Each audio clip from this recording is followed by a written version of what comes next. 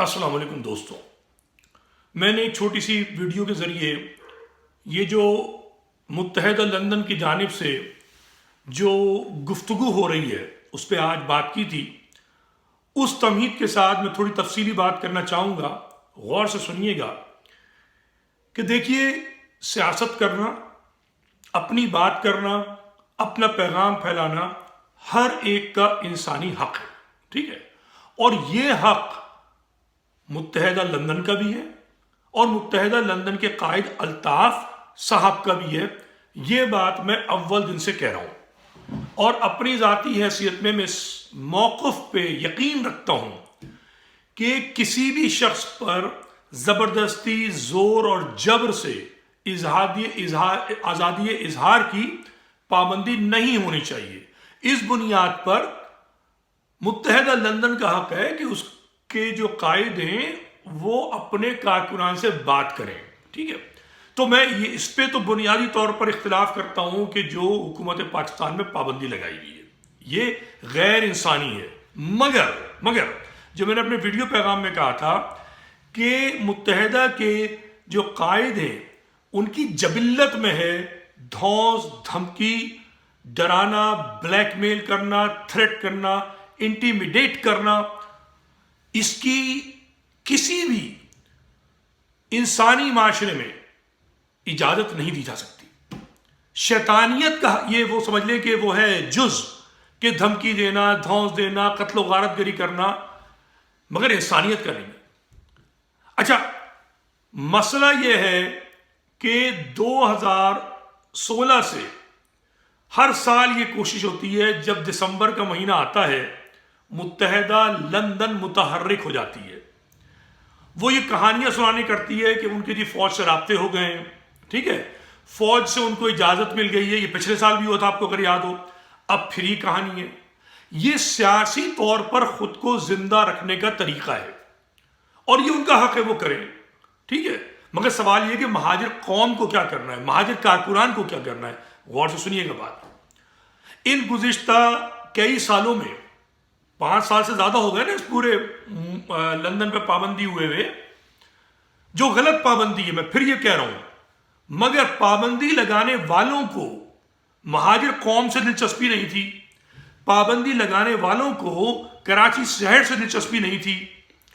ان کو وہ لیڈر چاہیے، وہ پارٹی سیٹ اپ چاہیے کہ ان کی بات منے، ٹھیک ہے؟ شہر میں سکون ہو، بزنس ہو، ان کو ٹیکس میں ان کا اپنا حصہ ملتا رہے، وفاق صوبے میں اور ایجنسیوں کو اور پاک فوج کو۔ ان کا اس سے زیادہ انٹرسٹ نہیں ہے۔ ہم نہ پاک فوج کے خلاف ہیں، نہ ISI کے خلاف ہیں، نہ ہم وفاق کے خلاف ہیں، مگر ہم یہ کہتے ہیں کہ جو مہاجروں کی زمین ہے متروکہ سندھ، اس کا ایک ایک انچ مہاجر کا ہے۔ اس پہ مہاجر کا حق ہے کہ وہ جو بھی نظام اس پہ رائج کرے، مگر بدقسمتی یہ ہے کہ یہ بات کرنے والے لوگ نہیں ہیں، ٹھیک ہے؟ نہ مقامی قیادت، نہ یہ لندن والی قیادت کہ جس سے مہاجر قوم کے اکثر، بلکہ یہ کہا جائے بیشتر افراد کو محبت ہے، ٹھیک ہے؟ یہ جو بیشتر افراد ہیں ان کو نسیان کا مرض ہے۔ نسیان آپ سمجھتے ہیں نا، بھول جانے کا مرض ہے، یا پھر وہ ذہنی طور پر سوچنے سمجھنے کی صلاحیت نہیں رکھتے، جس کو آپ کہتے ہیں کہ بے شعور ہیں۔ چونکہ اگر باشعور ہوتے، سمجھدار ہوتے اور بھولنے کا مرض نہیں ہوتا تو وہ اس چھوٹی سی تاریخ ہے 30 سال کی، اس کو دیکھتے کہ 92 میں آپریشن ہوا یا نہیں ہوا۔ الطاف صاحب کے لیے اس قوم کے نوجوانوں نے 15 سے 30 ہزار نوجوانوں کی قربانیاں دیں یا نہیں دی؟ بتا دیجیے آپ، دی یا نہیں دی؟ اچھا، مہاجر نوجوانوں کو کس نے مارا؟ قاتل رانی بے نظیر اور اس کے شوہر زرداری نے۔ غلط تو میں نہیں کہہ رہا۔ اور یا کہہ لیجیے ایجنسیوں نے مروایا، آپ پاک فوج کا نام لیجیے، ٹھیک ہے نا؟ فوجی آپریشن تھا۔ الطاف صاحب نے کیا کیا؟ جب موقع آیا، صوبہ سندھ کی ایک غریب ماں مائی جندو، جو میں اس کو سینکڑوں بار سلام کر چکا ہوں، میں عصبیت کا قائل نہیں ہوں، میں تعصب کا قائل نہیں ہوں، وہ سندھی بولنے والی مائی جندو جس نے اپنے 2 شہید بیٹوں کا بدلہ ایک میجر کو پھانسی دلوا کر لیا، پھانسی دلوائی اس کے اوپر مزید ظلم ہوا، اس کی 2 بیٹیوں پہ ظلم ہوا، مگر وہ اڑ گئی کہ میں جو ہوں اس میجر کو جس نے میرے بیٹوں کو مارا ہے میں اس کو کیفر کردار پہ پہنچاؤں گی، ہے کہ نہیں ہے؟ آپ کے قائد نے کیا کیا؟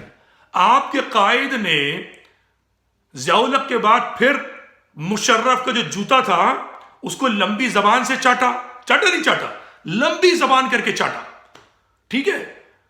جوتا چاٹنے کے بعد ایک فوجی سے سوال نہیں کیا کہ جو مارگلا پہ جو مہاجر لاشیں پھینکی گئیں اس کا حساب دو، ماورائے عدالت جو قتل کیے جنرل نصیر بابر نے، آپ کے قائد نے کچھ نہیں پوچھا، ٹھیک ہے؟ ڈیل کر لی، کس بات کی ڈیل کی مجھے بتائیے؟ آپ گورنر بنوا دیا، وزیر بنوا دیے، آپ نے یہ کہا کہ حقیقی کے لیڈروں کو جوتے مارے جائیں، مارے گئے، کیا یہ قیمت تھی؟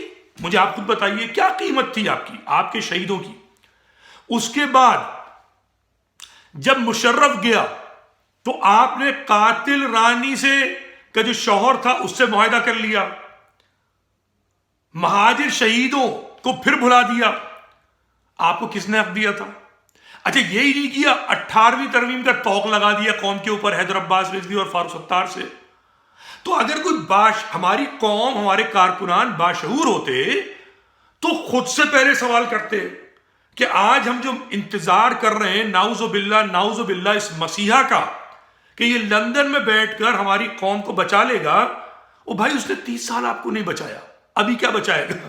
بھاری ترین مینڈیٹ لے کر اس نے مینڈیٹ کا کچلا کر دیا، کچلا، گورنر بنوایا، وزیر بنوائے، صرف اپنے چند کارکنان کا بدلہ ضرور لیا، چند پولیس افسران کو مار کر، نہ بدلہ لیا ان مہاجر شہیدوں کا جو کہ حیدرآباد میں مارے گئے، بلکہ ان حیدرآباد کے قاتلوں میں سے ایک قاتل کو اپنے ساتھ بٹھا لیا سندھو دیش کے نام پر، اور باقی قاتلوں کے نام ہے 40 کے قریب میں آپ سے 30 ستمبر کے واقعے پہ جو ہے پیش کر چکا ہوں، ٹھیک ہے نا؟ پوری تفصیل موجود ہے ویڈیوز جو ہیں چینل کے اوپر متروکہ سندھ پہ۔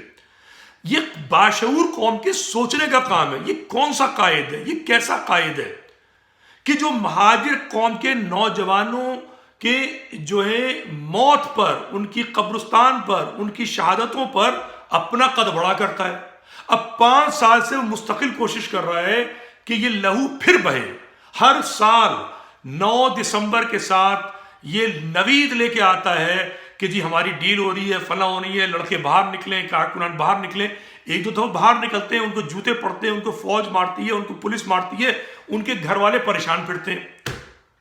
لندن والے قائد کا تو کچھ نہیں جاتا میرے بھائی، لندن والا قائد جو ہے وہ آرام سے رینج روور جو $2 لاکھ کی گاڑی ہے اس میں گھومتا ہے کہ نہیں ہے؟ اس کی بیٹی ماہانہ 15 سے 20 ہزار پاؤنڈ کے اسکول میں پڑھتی ہے، اور اتنی ہی رقم وہ اپنی مطلقہ اس بروہی یا گبول یا سندھی بولنے والی بیوی کو دیتا ہے۔ یہ پیسہ کہاں سے آتا ہے؟ ندیم رضوی تو صبح سے شام تک کام کرتا ہے، اس کے پاس اتنا پیسہ ہی نہیں ہے کہ کسی ایک کارکن کو کہے کہ تم متروکہ سندھ کا جو ہے جھنڈا لگا دو، اپنا گھر چلانا ہے، اپنے بچوں کی فیس دینی ہے۔ نہیں ہے پیسے، مانگنے کی عادت نہیں ہے، چندہ کرنے کی عادت نہیں ہے۔ لیکن یہ تمہارا جو قائد ہے اس کے پاس کروڑوں پاؤنڈ کی جائیدادیں ہیں ان شہیدوں کے نام کی، اور اس کو مزید شہید چاہیے۔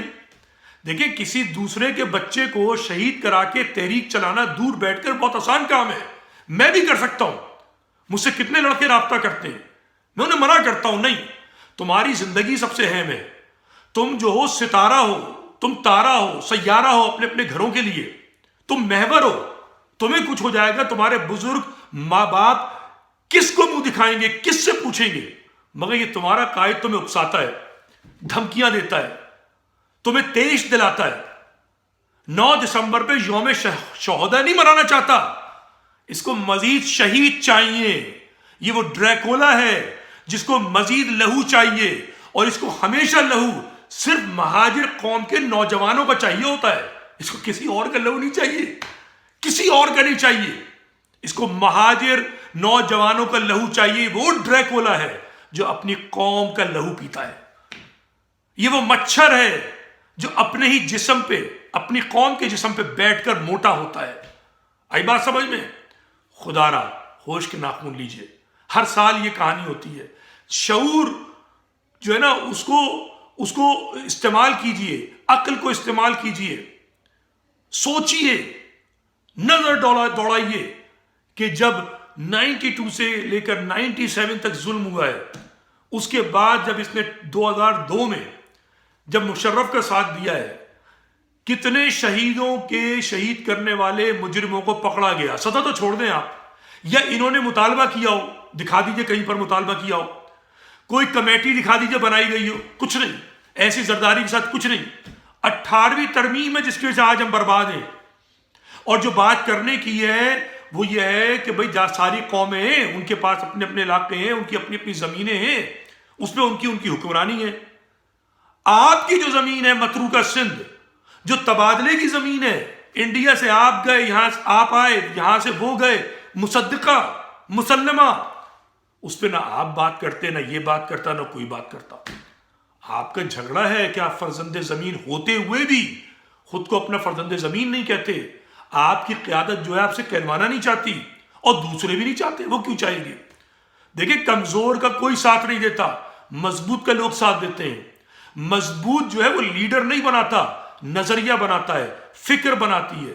پاکستان کے ماحول میں فرزند زمین بننا سیکھیے, فرزند زمین بننا سیکھیے. اگر آپ فرزند زمین نہیں بنیں گے, خود کو متروکہ سندھ کا فرزند نہیں کہیں گے, تو آپ کا حال یہی رہے گا جو سندھو دیش بن گیا ہے اس وقت 18ویں ترمیم کے بعد. اس کے بعد کوئی اور سندھو دیش بننے والا نہیں ہے. آپ اس کے غلام بن چکے ہیں, ٹیکس دینے والے. آپ جو ہیں اس کے 3rd گریڈ سٹیزن بن چکے ہیں. اب آپ کو غلامی کی زنجیریں توڑنی ہیں. اب آپ کو جو ہے یہ 3rd گریڈ سٹیزن سے 1st گریڈ سٹیزن پہ واپس آنا ہے, جو آپ اس الطاف کی قیادت سے پہلے تھے. اس کی قیادت میں آپ کو غنڈہ گردی سکھائی گئی, بد تہذیبی سکھائی گئی, آپ کو مجرم بنایا گیا, آپ کے ہاتھ میں آتشی اسلحہ تھمایا گیا, جس کے نتیجے میں بار بار ٹنکیوں سے جعلی اسلحہ نکالا جاتا ہے. اگر یہ شخص نہیں کہتا کہ قلم توڑ دو, VCR توڑ دو, اسلحہ سنبھال لو, تو کسی کی مجال نہیں تھی کہ مہاجر گھر سے اسلحہ نکالتا جعلی. کوئی ایجنسی نہیں کر سکتی, کیونکہ مہاجر جو تھا پڑھا لکھا تھا, تحریر و تقریر کا قائل تھا. آج مہاجر تحریر و تقریر نہیں کر پا رہا. آئیے تحریر و تقریر کا دامن پکڑیں, تقریریں کرنا شروع کریں, اپنے آپ کو فرزند زمین ثابت کریں. 24 دسمبر آنے والا ہے, یوم ثقافت منائیں, اپنے لباس کو آشکار کیجئے, زیب تن کیجئے, اپنے پکوان بنائیے, پیش کیجئے, اپنی تقریبات کیجئے جو آپ کی ثقافت کا حصہ ہیں, جیسے مشاعرے ہو گئے, قوالیاں ہو گئیں. ایسے بہت ساری تقریبات ہیں جو آپ کی ثقافت کی آئینہ دار ہیں. اس کو اون کیجئے, یہ آپ ہیں. 24 دسمبر عظیم دن ہے, جس دن پچھلے سال پہلی بار غیر سیاسی طور پر تمام مہاجروں نے یوم ثقافت منایا تھا. منائیے اس دن, کسی قائد کے کہنے پہ نہیں, کسی پارٹی کے کہنے پہ نہیں, اپنے دل کی آواز پر ایک ہو جائیے. نظریاتی طور پر, فکری طور پر. یہ جو مداری تماشا دکھانا چاہتا ہے, لہو بہانا چاہتا ہے, اس تماشے کی بنیاد پر مال وصول کرنا چاہتا ہے, شہرت چاہتا ہے, وہ اپنا قد بڑھانا چاہتا ہے, آپ کو کچھ نہیں ملنے والا. کسی کا قد مت بڑھائیے, کسی کا تماشا مت لگنے دیجئے. اپنا قد بڑھائیے, اپنی قوم کا, اپنی قوم کو یکجا کیجئے. منزل آج نہیں ملے گی. نظریات کو مضبوط کیجئے, فکر کو مضبوط کیجئے, متروکہ سندھ کی بات کیجئے, فرزند زمین بننے کی کوشش کریں. 3 درجے کے آپ ٹیکس دینے والے شہری ہیں, آج کل جو ہیں آپ آزاد ہو جائیں گے. لازمی ہے یہ. اپنا خیال رکھیے. خدا حافظ.